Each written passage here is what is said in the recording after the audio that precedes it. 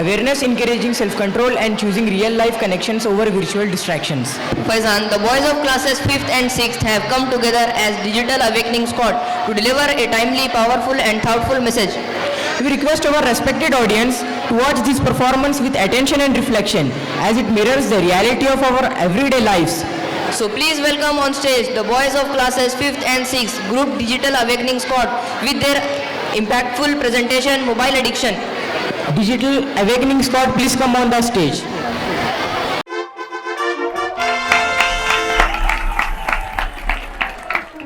Ladies and gentlemen, आपने गांधी जी के 3 बंदरों के बारे में तो सुना होगा जो कहते थे बुरा मत देखो, बुरा मत सुनो और बुरा मत बोलो। मगर आजकल हमने एक नया बंदर डिस्कवर कर लिया है और वो है डिजिटल बंदर। ये डिजिटल बंदर कहता है असली दुनिया को ना देखो, अपनों की ना सुनो और खुद से भी कुछ ना बोलो, बस स्क्रीन में खो जाओ। और ये बंदर सबके घरों पर राज कर रहा है और ऐसा लगता है जैसे ये हमारी रूह को चैन दे रहा है और प्यार दे रहा है और हमारी जिंदगी का जैसे हिस्सा बन चुका है।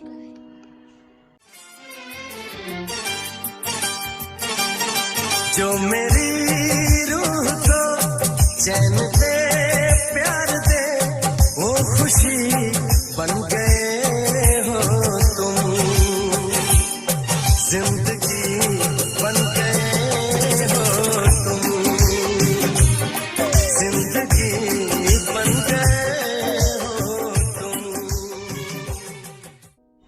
दोस्तों, एक जमाना था इंसान के पास वक्त ही वक्त था, लेकिन अब हम 1 मिनट भी फ्री नहीं हैं, क्योंकि ये डिजिटल बंदर हर वक्त हमारी नज़रों के सामने रहता है, कभी हमारी नज़रों से दूर नहीं होता, एक लम्हे के लिए भी नहीं।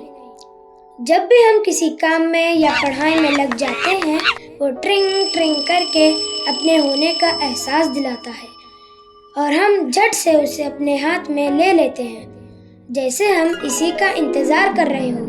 सही कहा ना दोस्तों?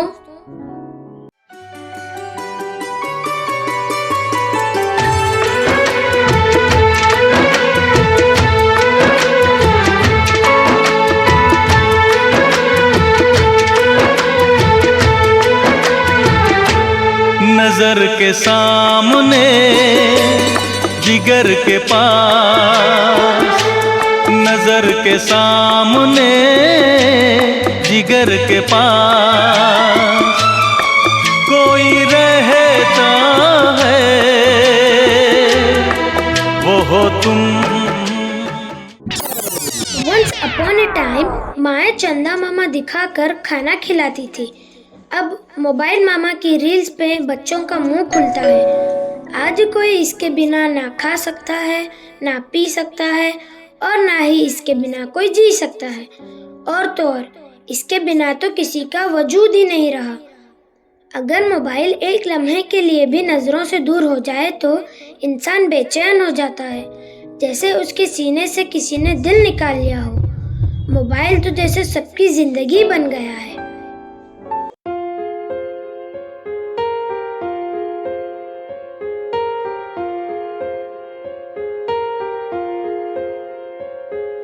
हम तेरे बिन अब रह नहीं सकते, तेरे बिना क्या वजूद मेरा।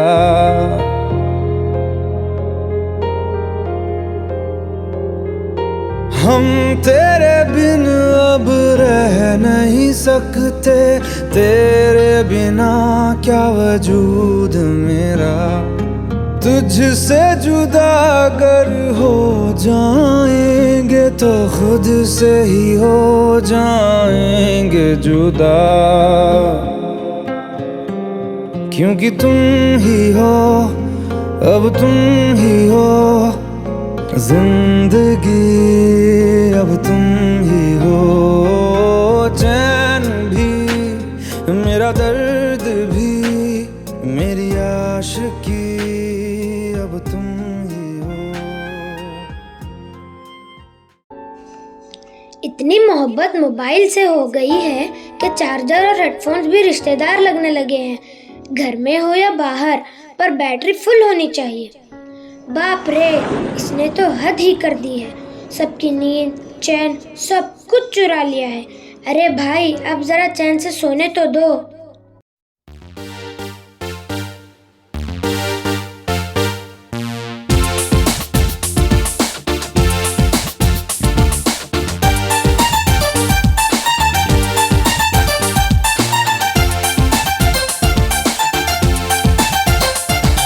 नींद चुराई मेरी किसने ओ सनम तूने, हो चैन चुराया मेरा किसने ओ सनम तूने। दोस्तों, पहले बच्चे माँ बोलना सीखते थे, अब जमाना बदल गया है। बच्चे मोबाइल पे हेलो बोलना पहले सीखते हैं। बड़े हो या छोटे, बूढ़े हो या जवान, सबको एक ही चीज पसंद है, वो है ये उल्लू बनाने वाली मशीन। इसके अलावा और कोई चीज पसंद ही नहीं आती। जिनकी आखिरी रील चल रही है वो भी रील्स देखने में बिजी हैं। क्या मस्त चीज बनाई है ना बनाने वाले ने।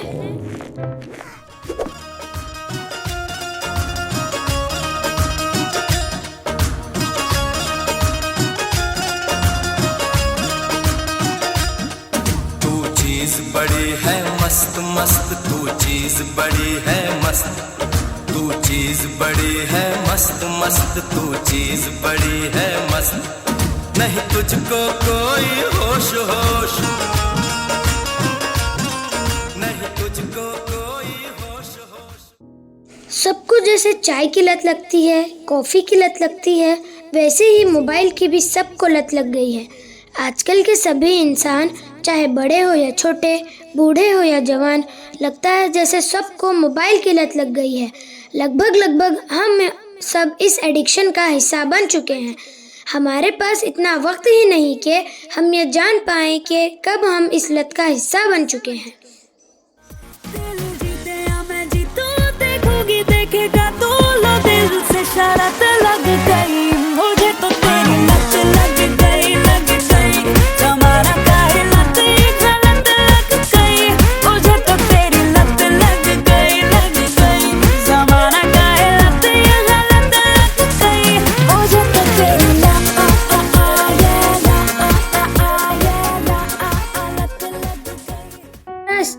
अब जरा स्टूडेंट्स का भी हाल देख लीजिए।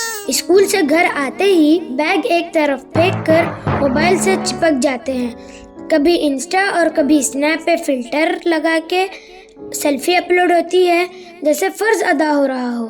फिर दोस्तों के साथ पबजी, फ्री फायर की चैटिंग और फायरिंग में टीचर का बताया हुआ लेसन और होमवर्क धरा का धरा रह जाता है।